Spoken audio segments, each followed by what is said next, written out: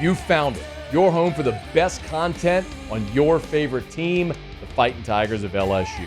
Do us a favor, subscribe to the channel, leave your comments below, and be sure to smash that like button.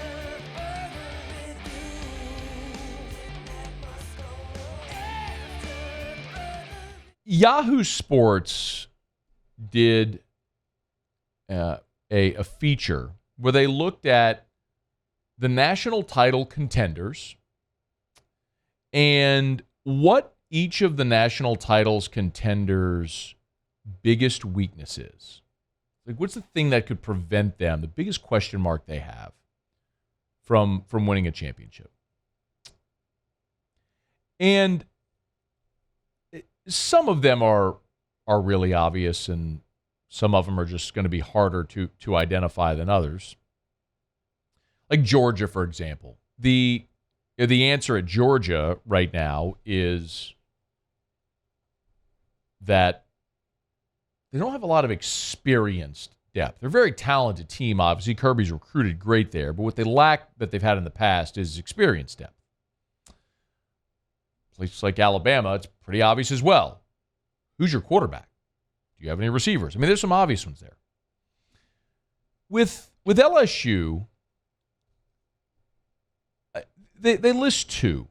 And look, the Tigers' championship odds are plus 1,200. They're right there in the top 10 in the country among title odds, right outside those first five that everybody sort of highlights the most.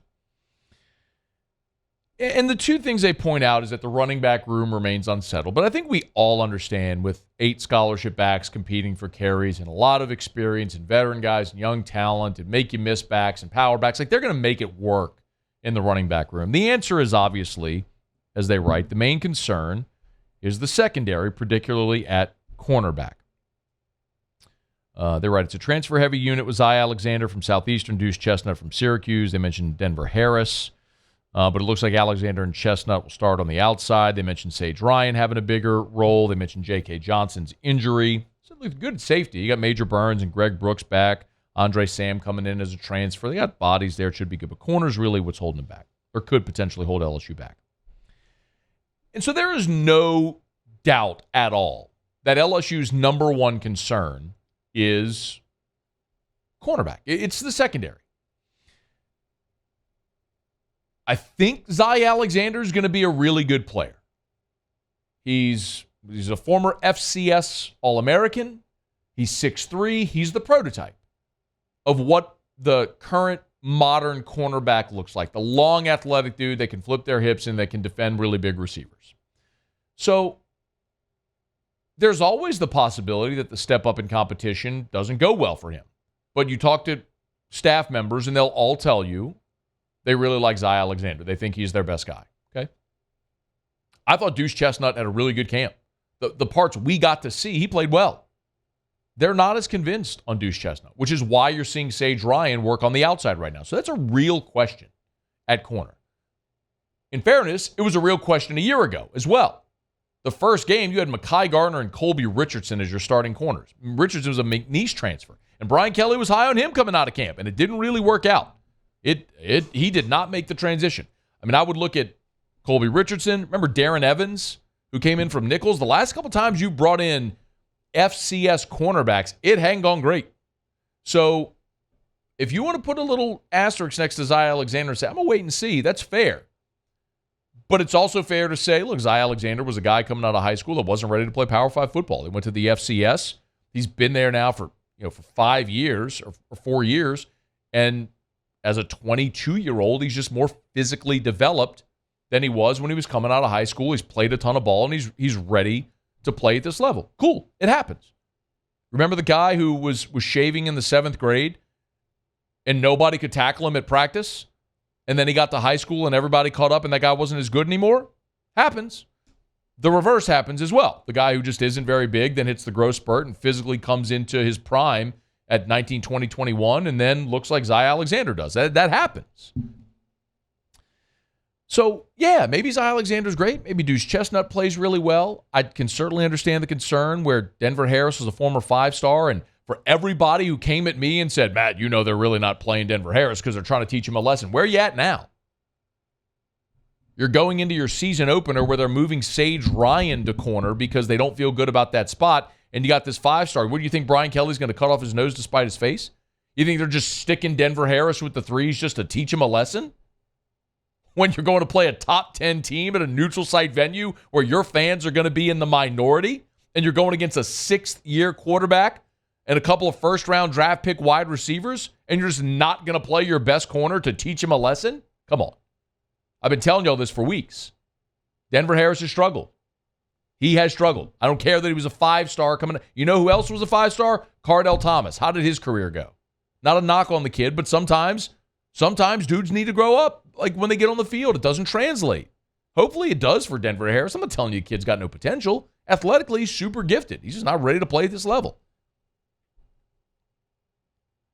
But here's the good news. With all that bad news, here's the great news. Cornerback is your number one concern. And I don't think it matters. Not as much as you think it might, anyway. With all of the issues LSU had at cornerback a year ago, they still finished 32nd in the country in pass defense, allowed 206 yards per game. And 32nd in the country is not elite. There's 131 teams last year. There's 133 this year. So, I mean, you're in the top quarter of the country, which is good. I mean, you're not top 10. I mean, it ain't Derek Stingley, Christian Fulton out there. More on that in a second, by the way. But my point and why I think that may not be as big of a deal toward the national championship is this. Last year, Georgia won the national championship. You remember that? Old Stetson Bennett, the mailman, all that good stuff. All them Georgia players that went in the first round, all that gobbledygook. You know where Georgia's pass defense was ranked last year? I want to remind you, LSU was 32nd in the country. The LSU Tigers with Mekhi Garner and Jark Bernard-Converse and Cody Dickerson and all that sort of stuff. You know where they were ranked last year? LSU was 32nd. You know where Georgia, the national championship's pass defense, was ranked last year? 54th. 219 yards a game. LSU, with a guy who the head coach couldn't even remember his name, they were 22 spots ahead of the eventual national champion in pass defense. 2 years ago, Georgia finished 12th in the country in pass defense and won the national championship. Remember that 2020 Bama team? They were pretty good, weren't they? Remember that team that they tried to say was as good as 2019 LSU? 2020 Bama. You want to take a guess where 2020 Bama finished nationally in pass defense? 71st. 239 yards a game. Remember that great LSU team in 2019, the best college football team we've ever seen? Remember them? They were really good. Remember their cornerbacks were Derek Stingley, who would go number 3 overall. Christian Fulton, a former 5-star. Those are the starting cornerbacks on that team. Remember them? They were really good. That defense was 59th in the country in pass defense. 222 yards a game. LSU last year with Mekhi Garner, Jark Bernard-Converse, Cody Colby. Now I can't remember his name for real. They were 32nd.